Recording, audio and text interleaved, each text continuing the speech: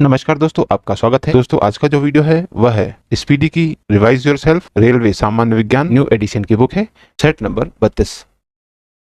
दोस्तों, आज हम करेंगे स्पीडी की वास्तुनिष्ठ सामान्य विज्ञान की रिवाइज योरसेल्फ सेट नंबर 31।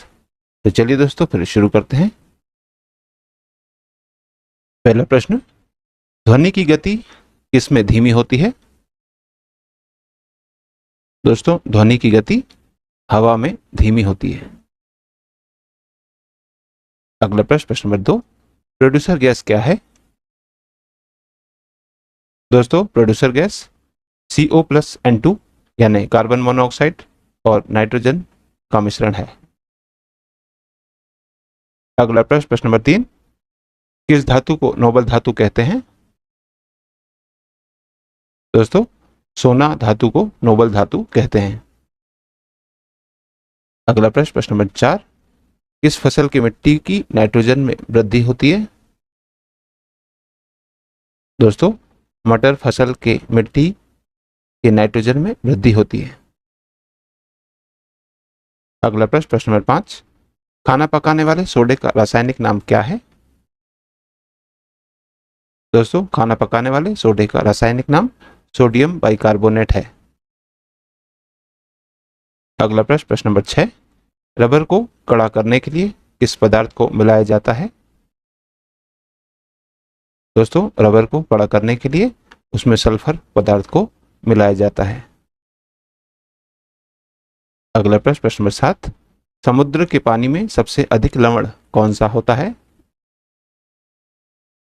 दोस्तों, समुद्र के पानी में सबसे अधिक लवण सोडियम क्लोराइड होता है। अगला प्रश्न, प्रश्न नंबर 8, लौह अयस्क प्रकृति में किस अवस्था में पाए जाते हैं? दोस्तों, लौह अयस्क प्रकृति में ऑक्साइड की अवस्था में पाए जाते हैं। अगला प्रश्न, प्रश्न नंबर 9, जीवन के लिए सबसे विषैली गैस कौन सी है? दोस्तों, जीवन के लिए सबसे विषैली गैस CO यानी कार्बन मोनोऑक्साइड है। अगला प्रश्न, प्रश्न नंबर 10, बेकिंग सोडे का सही सूत्र क्या है? दोस्तों, बेकिंग सोडे का सही सूत्र है NaHCO3 यानी सोडियम हाइड्रोजन कार्बोनेट, या जिसे सोडियम बाइकार्बोनेट भी कहते हैं। अगला प्रश्न, प्रश्न नंबर 11, कार्बन की संयोजकता अपने कार्बनिक यौगिकों में कितनी होती है? दोस्तों, कार्बन की संयोजकता अपने कार्बनिक यौगिकों में 4 होती है। अगला प्रश्न, प्रश्न नंबर 12, मनुष्य के जीवन काल में कितने दांत 2 बार विकसित होते हैं? दोस्तों, मनुष्य के जीवन में 20 दांत 2 बार विकसित होते हैं। अगला प्रश्न, प्रश्न नंबर 13, मनुष्य की खोपड़ी में कुल कितनी अस्थियां होती हैं? दोस्तों, मनुष्य की खोपड़ी में कुल 8 अस्थियां होती हैं। अगला प्रश्न, प्रश्न नंबर 14, 80% से अधिक सेल में पाए जाने वाला पदार्थ क्या है? दोस्तों, जल 80% से अधिक सेल में पाए जाने वाला पदार्थ है। Set number 32। पहला प्रश्न, सबसे तेज गति से फैलने वाली बीमारी कौन सी है? दोस्तों, सबसे तेज गति से फैलने वाली बीमारी कुष्ठ रोग है। अगला प्रश्न, प्रश्न नंबर 2, घावों को शीघ्र भरने में सहायता करने वाला विटामिन कौन सा है?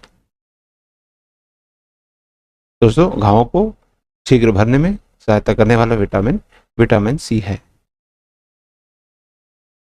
अगला प्रश्न, प्रश्न नंबर 3, आनुवांशिक कूट के संग्रह के लिए उत्तरदायी अणु क्या है? दोस्तों, आनुवांशिक कूट के संग्रह के लिए उत्तरदायी अणु DNA है। अगला प्रश्न, प्रश्न नंबर 4, जब कोई व्यक्ति सोता है तो उसका रक्तचाप कैसा होता है?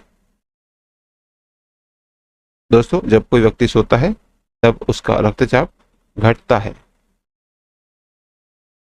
अगला प्रश्न, प्रश्न नंबर 5, प्रकाश संश्लेषण के लिए आवश्यक गैस कौन सी है?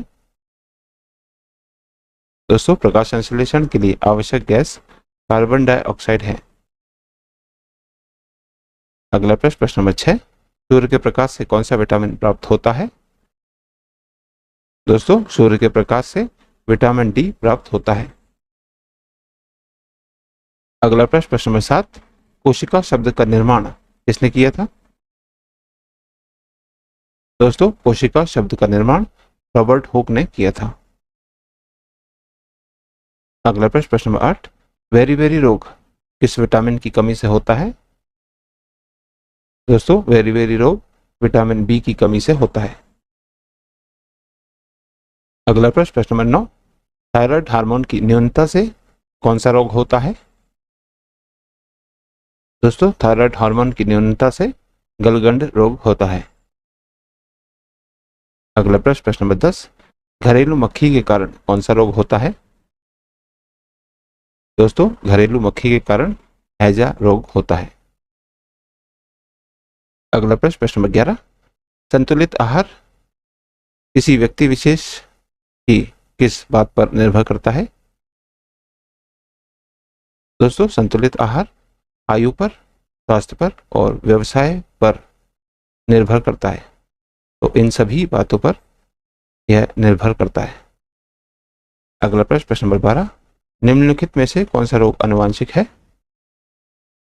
दोस्तों, हीमोफीलिया रोग आनुवांशिक है। अगला प्रश्न, प्रश्न नंबर 13, जीव मंडल किससे बनता है? दोस्तों, जीव मंडल जलमंडल, भूमंडल और वायुमंडल इन सभी से बनता है, इसलिए ऑप्शन डी उपरोक्त सभी से इसमें सही उत्तर होगा। अगला प्रश्न, प्रश्न नंबर 14, जाराविक 7 क्या है? दोस्तों, जाराविक 7 एक कृत्रिम हृदय है। अगला प्रश्न, प्रश्न नंबर 15, अंडे में कौन सा विटामिन बिल्कुल नहीं पाया जाता है? दोस्तों, अंडे में विटामिन सी बिल्कुल भी नहीं पाया जाता है। अगला प्रश्न, प्रश्न नंबर 16, निम्नलिखित में से कौन सा विटामिन ब्लड क्लॉटिंग में सहायक होता है? दोस्तों, विटामिन के ब्लड क्लॉटिंग में सहायक होता है। अगला प्रश्न, प्रश्न नंबर 17, मांसपेशियों में कौन सा प्रमुख प्रोटीन पाया जाता है? दोस्तों, मांसपेशियों में मायोसिन प्रोटीन पाया जाता है। अगला प्रश्न, प्रश्न नंबर 18, अदरक का कौन सा हिस्सा खाया जाता है? दोस्तों, अदरक का खाए जाने वाला हिस्सा उसका तना होता है। अगला प्रश्न, प्रश्न नंबर 19, पेड़ पौधे दिन में कौन सी गैस छोड़ते हैं? दोस्तों, पेड़ पौधे दिन में ऑक्सीजन गैस छोड़ते हैं। अगला प्रश्न, प्रश्न नंबर 20, एक वयस्क व्यक्ति की नाड़ी धड़कने की दर क्या होती है? दोस्तों, एक वयस्क व्यक्ति की नाड़ी धड़कने की दर 72 बार प्रति मिनट होती है। अगला प्रश्न, प्रश्न नंबर 21, मानव शरीर का सामान्य तापमान लगभग कितना होता है? दोस्तों, मानव शरीर का सामान्य तापमान लगभग 33 डिग्री सेल्सियस होता है। अगला प्रश्न, प्रश्न नंबर 22, निम्नांकित में से कौन सा पदार्थ प्रोटीन का सबसे बड़ा स्रोत है? दोस्तों, इनमें से सोयाबीन पदार्थ प्रोटीन का सबसे बड़ा स्रोत है। अगला प्रश्न, प्रश्न नंबर 23, मनुष्य के शरीर में यूरिया की अधिकतम मात्रा किसमें पाई जाती है? दोस्तों, मनुष्य के शरीर में यूरिया की अधिकतम मात्रा मूत्र में पाई जाती है। अगला प्रश्न, प्रश्न नंबर 24, पाश्चराइजेशन का क्या अर्थ है? दोस्तों, पाश्चराइजेशन का अर्थ है 65 डिग्री सेल्सियस पर 20 से 30 मिनट तक जल अथवा दूध को गर्म करना। अगला प्रश्न, प्रश्न नंबर 25, फूल गोभी का अंश जो खाया जाता है उसे क्या कहते हैं? दोस्तों, फूल गोभी का अंश जो खाया जाता है उसे पुष्प रचना कहते हैं। अगला प्रश्न, प्रश्न नंबर 26, प्रकाश संश्लेषण के दौरान विस्तृत ऑक्सीजन किससे आता है? दोस्तों, प्रकाश संश्लेषण के दौरान विस्तृत ऑक्सीजन जल से आता है। अगला प्रश्न, प्रश्न नंबर 27, एंजाइम्स अनुपस्थित होते हैं इसमें? दोस्तों, एंजाइम वायरस में अनुपस्थित होते हैं, जबकि एल्गी, फंगी और बैक्टीरिया में एंजाइम्स होते हैं। अगला प्रश्न नंबर 28, फफूंदी में संचित खाद्य पदार्थ क्या है? दोस्तों, फफूंदी में संचित खाद्य पदार्थ ग्लाइकोजन है। अगला प्रश्न नंबर 29, अफीम किस में पाया जाता है? दोस्तों, अफीम पपावर सोमनीफेरम से पाया जाता है।